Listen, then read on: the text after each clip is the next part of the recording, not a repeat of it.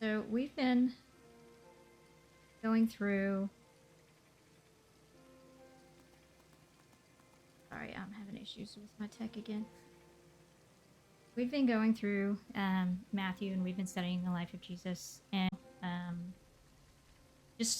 we had gone through the Sermon on the Mount. We'd spent a long time on that, and now we're just going through and studying the life of Jesus. What better way? Sermon on the Mount had been like the epitome of all of everything that he's about, that God's about, that Jesus is about.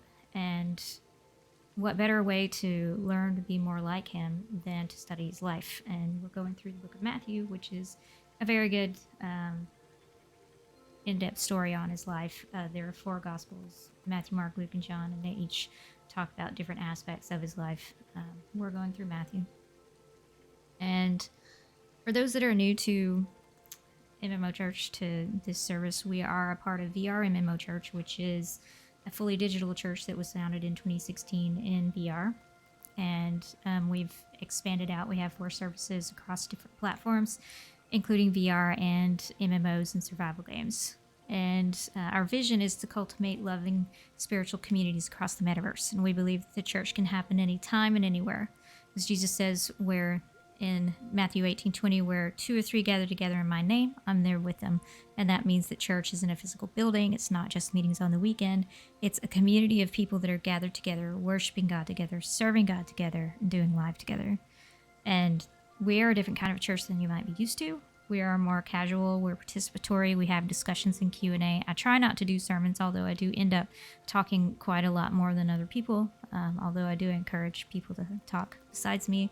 But we have discussion and Q&A when y'all have questions, and we play together. And there are ground rules, though, to be nice and respectful of each other, and don't interrupt or talk over others, and no hate speech of any kind. And everything that we do here, the mission of creating this loving spiritual community, the ground rules for how we treat each other, all of that comes down to our love for one another. And it starts with each and every one of us individually, because we each have a part to play in making this so. And so we're in Matthew. We're looking at Matthew chapter 9. And I'm going to read the scripture. It's Matthew chapter 9, verses 14 through 17 is what we're looking at today. And it says, "Then John's disciples came to Jesus and asked, why do we and the Pharisees fast often, but your disciples don't fast?" Jesus said to them, "The wedding guests can't mourn while the bridegroom is with them, can they? But the days are coming when the bridegroom will be taken from them, and then they will fast. No one sews a patch of unshrunk cloth on an old garment, because the patch will pull away from the garment and the tear will be worse.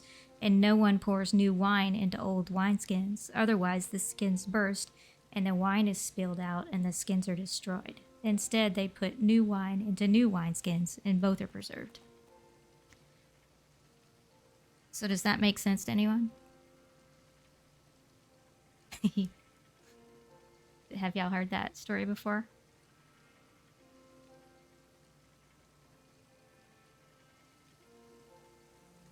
Sound like he just started rambling about stuff that didn't have anything to do with fasting?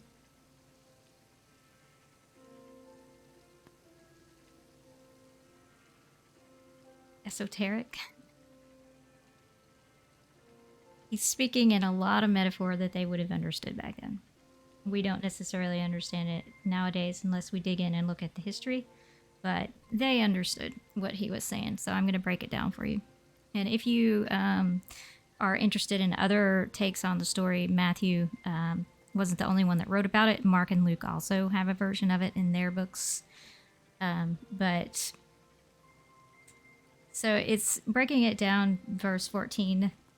John's disciples is talking about John the Baptizer. And so John the Baptizer, or John the Baptist, some people call him, is someone who, he was a prophet of the time. He was respected by everyone, including the Pharisees. They all recognized him as being a prophet of God. And he came, his whole purpose of being there was to pave the way for Jesus' arrival, the Messiah's arrival. And so there are these people who are still continuing to follow John around, even though Jesus is already here and he's already been proclaimed to be here. So these are the ones that are coming to Jesus and asking him why he's not following all the traditions and all the rules that they're following. And so the people that are following the guy that was foretelling the Messiah's arrival are going to the Messiah and criticizing him for not following the rules, basically. So John the Baptist belonged to this old order, this old way of doing things, and his disciples should have left him and followed Jesus when Jesus showed up, because John said, Jesus is it. He's the one. Now go. But they didn't. They stayed with him. Some of them did follow, because some of the core 12 did follow John first, but then once John said, hey, this is him, they went and followed him. But not all of them did. And so when he's talking in verse 15 about wedding guests and about the bridegroom and so forth, this is actually a reference to messianic prophecy. It was an Old Testament metaphor that described God as the groom. And in Hosea 2, it says, at that time, declares the Lord, you will call me my husband. You will never again call me my master. So that's denoting a change in relationship from one of like dictatorship or master-servant to a relationship of love. And the Jews used that term groom as a metaphor to describe the coming of the Messiah and the celebration banquet that would come with that. And so also John the Baptist refers to himself as a friend of the bridegroom, as Jesus being the bridegroom. He calls Jesus the bridegroom and himself the friend of the groom. In John 3, he says, the one who has the bride is the bridegroom, the friend of the bridegroom, who stands by and listens for him, rejoices greatly when he hears the bridegroom's voice. This then is my joy, and it is complete. So he's saying, here he is, here's the bridegroom, and now I'm happy, and my job is complete because he's here. Let's celebrate. And so Jesus is now taking this metaphor of the bridegroom and extending that out to include his disciples, the people that were hanging out with him, as his friends of the bridegroom. And so let me say it again. So Jesus said to them, the wedding guests cannot mourn while the bridegroom is with them, can they? But the days are coming when the bridegroom will be taken from them, and then they will fast. So there was this whole custom back in that day of fasting. And the fasting that they did during that day was a lot of commemorations of bad things that had happened in their past. And so, like, they had a fasting day that commemorated the destruction of the first temple back in BC 587. And so there was a lot of days. They kept those fasting days while they were waiting for a new day to come. So that was the tradition. So it was basically mourning something that happened in the past. So that's why he's talking about mourning, is you're fasting when you're mourning as a part of this tradition, but there's no point to fasting anymore because I'm here. I'm here with you. No longer the need to mourn. And he then foretells that there will be a time when you will mourn, because he's foretelling his own crucifixion, his coming crucifixion on the cross. That they didn't understand that at the time, but there would be this future time when he was going to be taken away, a violent and unwanted removal from his disciples. They didn't want it. He came on for that exact purpose, but they didn't want it. So they would be mourning at that point. And it was also very common in that day, like it is now, for a lot of people to put on airs and put on shows. And we learned about that when we were talking through the Sermon on the Mount. The question is, were these people fasting for human praise or to get closer to God? Because the point was to get closer to God and to commemorate and remember and to look forward to a better future that he had promised. But in Matthew 6, he Jesus talks about how the Pharisees would fast twice a week and make a big hypocritical show of it, to say, hey, look how pious I am. And he was saying, don't do that. Don't draw attention to yourself, because they were very notorious for that. And so he had also previously called that out. And he's saying, we're not going to be like that. We're not going to be hypocritical. We're not going to mourn. This is a time for celebration right now.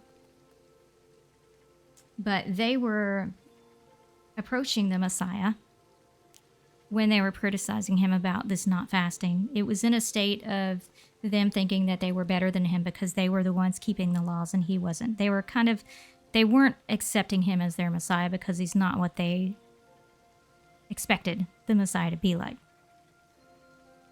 They were caring more about the laws and the people, the laws than the people that those laws were put in place to help. The whole,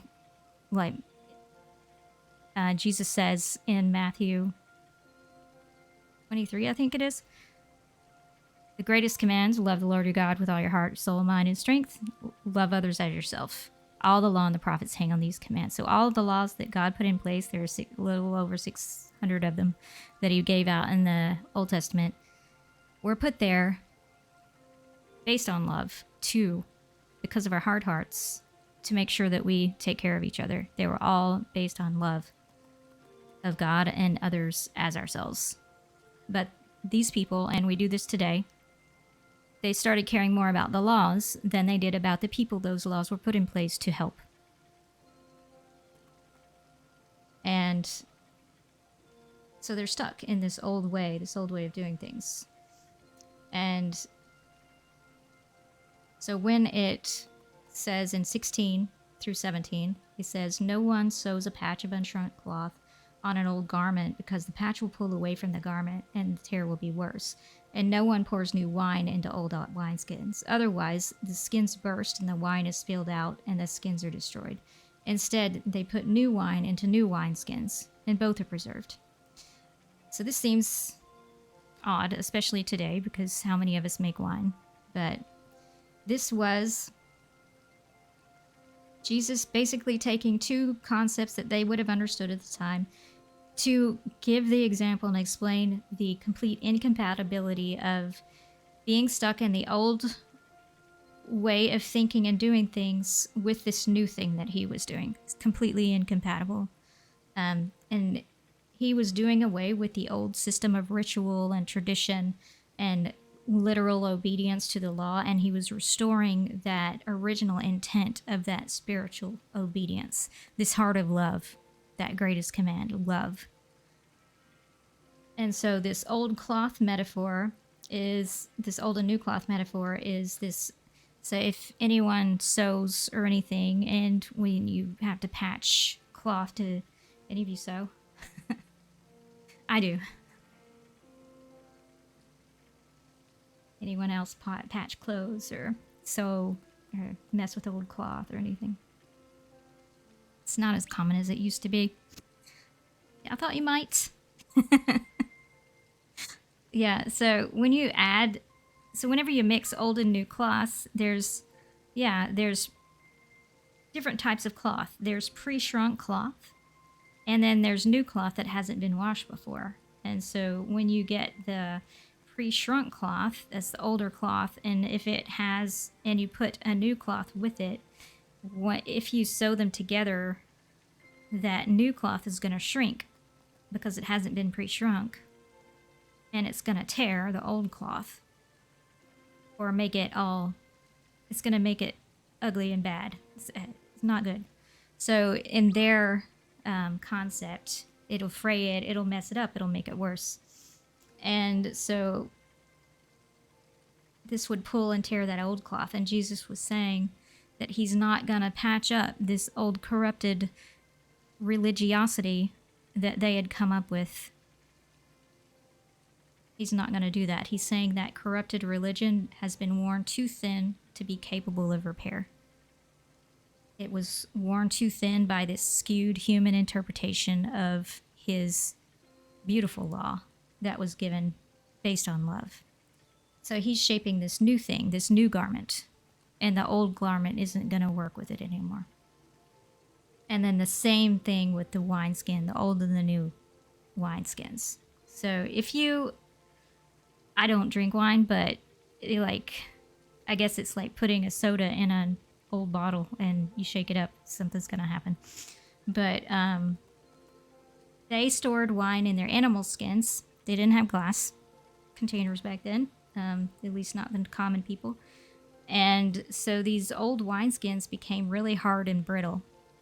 And new wine, when you first make it, it continues to expand out as it's fermenting and stuff. So if you put a new wine in an old wineskin, it's going to stretch and it's going to expand, it's going to explode. Yeah. Baking soda and ketchup? I've never tried that one before. But it expands and it'll explode. Yeah, okay, yeah, it sounds really messy. But that's basically the same thing. It's going to explode because this old wineskin cannot take this new wine.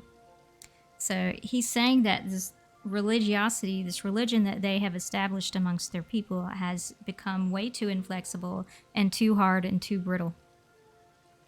And he's saying that he's not going to pour his ministry into that old inflexible religion. A new thing's happening, and it is something that is powerful and explosive. And so the words that he used there in the Greek were two words that he used in this case. Neos means recent in time, and kainos means a new kind. So his kingdom is going to be both new in time and a new in kind. It's a new thing, a completely new thing, like nothing they've ever seen before. And so following him is going to require new methods, new structures, new styles of ministry. And it's going to be out with the old ways of thinking and living and being, and in with the new ways of living and being and thinking, this new life in Christ. And Jesus is explaining this impossibility of combining his way with their rigid, inflexible way of thinking. His new kingdom doesn't fit their preconceived notions. He's saying that it's wrong to expect his disciples to fit into these old, non-biblical modes, because again, they skewed the religion, and a lot of the things they added on, hundreds of laws, I don't even remember how many, were added on to the ancient Israeli law system. And it just became legalism and hard and rigid, not about the people, but all about the law. And he's saying he's not going to expect his disciples to do that. His religion had become too inflexible with centuries of non-biblical traditions. And he became skewed and corrupted by humans. And this happens even now. Because again, they cared more about their personal interests and more about the laws than they did the people that those laws were put in place to help. And so the theme that I saw when I was looking at this just yesterday and today is that you've got John the Baptist, John the Baptizer, and you've got Jesus. There's connectivity, so God using connectivity to slowly bring us along. So John was an Old Testament style prophet. He was respected by he was respected by the religious leaders and the people as a legitimate prophet. And he fit that old pattern of breathing fire, and he was living out in the wilderness in rough clothing and telling it like it is. And he's what they needed at that time. But he was sent to prepare them for the new. Jesus' new thing. So, some of the disciples did come over from John the Baptizer to be with Jesus in his ministry, but not everyone did. And Dallas Willard said in one of his lectures, when John stood and said, "Behold, the Lamb of God that taketh away the sins of the world," that was one way of saying to his disciples, "You have gone as far as you can under my tutelage. You get up and follow this man." And a number of them did, but not all of them did. His movement wasn't what they expected. They expected legalism and prejudice and nationalism and tradition, and they expected him to be a mirror of themselves. And the corrupt religious leaders wanted a pawn that they could politically manipulate with Rome. So what they got was the exact opposite. He was partying with sinners. He was constantly breaking the Sabbath to heal people and to let his disciples eat. And he didn't observe all of their traditions and all their rituals. He was not at all what they wanted or expected. And those that were stuck in their old ways absolutely hated him. And they're the ones that wanted him killed. So we can, if you look around at Christianity today, we see a lot of this today, even that we're just repeating history. We're just doing the same thing that was done then, is we're getting stuck in our ways and our old wineskins, and we're not looking at the true Jesus and what he truly represented and meant, and we're just making him an image of ourselves. He's not.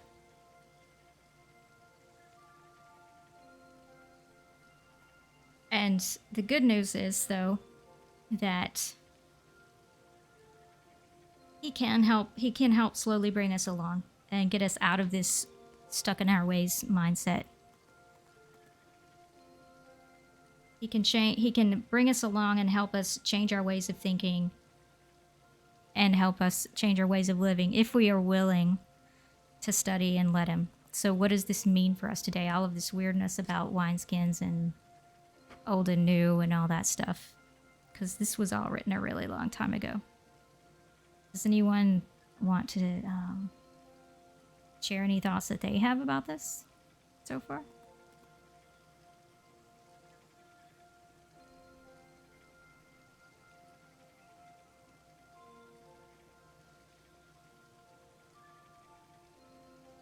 Jesus is saying that everything's different now. Jesus is saying the sun has already risen, and he's letting light on this new day that's already come. And there's this misconception that because we talk about the ancient Jews and how the Jews hated Jesus, it's not... We take that out of context, and we end up... There's certain Christian groups that teach anti-Semitism because of this, and I want to make it clear that this is not anything about anti-Semitism at all. At all. It was the corrupt religious leaders that killed him. And we have corrupt religious leaders just like that today in Christianity and in any other religion out there. It's not... It's the corruptness. It's not the people. The people loved him. And let's also get it straight about anti-Semitism. Jesus was a Jew. He was a Middle Eastern Jewish man. He was not the European white male that we see in paintings. He was a Middle Eastern Jewish man. And he came for the explicit purpose of dying on the cross for us. He let these people crucify him because that was the whole purpose he came. He was not a victim of a people group that we are now supposed to hate. He did it willingly for all of us. So I just wanted to get that straight right now, that none of this is about anti-Semitism. If anyone thinks it is, I'm not saying y'all do, but if anyone watching this later on demand or anything thinks that, I want to make that clear. And it also doesn't mean that traditions are bad, because traditions are there to remember previous days, and they're important that we remember. We have to learn from our past. We are doomed to repeat our past if we don't learn from it. And that's exactly what American Christianity is dealing with right now, is we're just repeating the past because we're not learning the same lessons. We're not learning the right lessons from our past. It's important that we remember and learn, but not to the point that we get stuck and inflexible. Because when God does a new thing, we need to be ready for that new thing. We need to be open to his calling and his will and his purposes, and not be so stuck in our religion that we put our religion before the God we're supposed to be worshiping. And it also doesn't mean that the Old Testament laws were bad, because the Old Testament laws, again, the ones that were in the original, in the Old Testament, were established by God, and they were established to help us to love each other. They were all based on love. But they became skewed and they became corrupted. And Jesus did not come to destroy those laws, but he came to fulfill those laws, make them complete. And he came to set the record straight about all of that. So those old ways from the Old Testament were given to help us get through, they were given to help us get through the night. But that's no longer needed because the long night's over and this new day has come because Jesus has come. The Messiah has come. And to be a part of his movement, we have to have a new way of living and thinking and being. And it's not like anything we've ever seen before. We can't fit this new way of thinking into the old ways of living. And we can't fit the new way of living into old ways of thinking. Both have to change. So then the question is, do you feel threatened or do you feel motivated? That's a rhetorical question. You don't have to answer it out loud. So N.T. Wright says in Matthew for Everything that in the middle of God's new work, an outpouring of mercy, which was already upstaging the temple itself, was happening. And as the prophet Hosea had seen so long ago, what God really wants is mercy, not sacrifice. The times were indeed changing. God's new world was being born. And from now on, everything would be different. The question for us is whether we're living in that new world ourselves, or whether we keep sneaking back to the old one where we feel more at home. So this isn't just about religiosity either. It's about changing our ways of living and thinking and being from our old ways.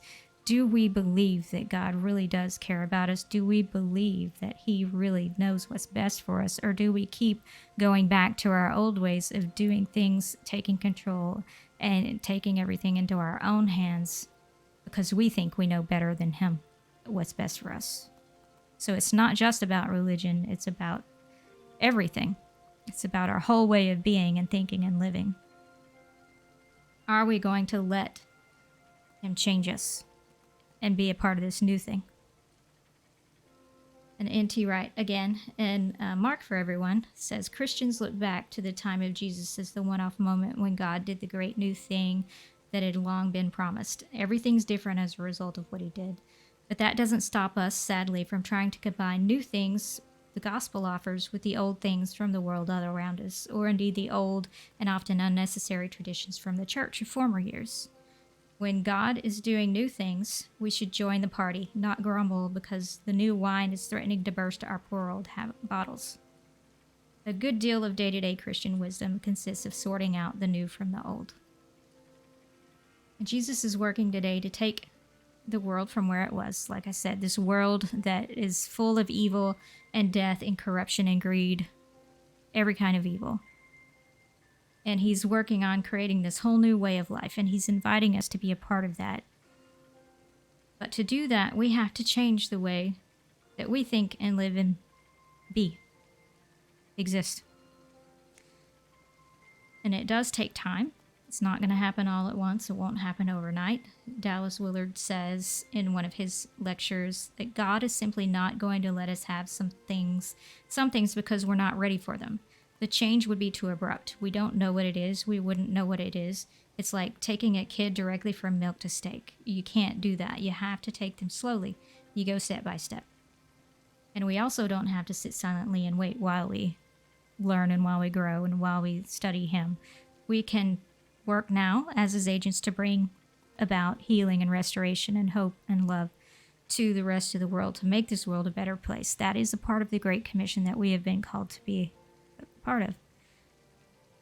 And we can know that he'll be with us every step of the way, helping us grow to be more like him and helping us grow to be more and more in unconditional love the way he is. We will learn to love others unconditionally the way that he loves us unconditionally.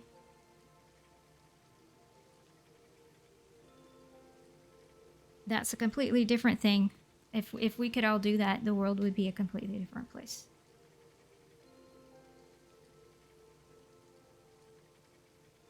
like nothing we've ever seen before. Getting unstuck from our religiosity, unstuck from our traditions that we put before him and before other people, and start learning and growing and being this new way of living. Thank you again, Father, for everyone who's here today, who's going to be watching this later on demand. Thank you for those that weren't able to make it. Please help us to not just walk away from this and forget what we've heard, but to think on it and to reflect on it and think about in our own lives, how does this apply to us? What do we need to put off that is old and worn too thin, that is keeping us from becoming the people that you know we can be? What is it that we need to think, change our way of thinking and being about, Father? Help us to see as we go through our days and our weeks, our lives, to see and to grow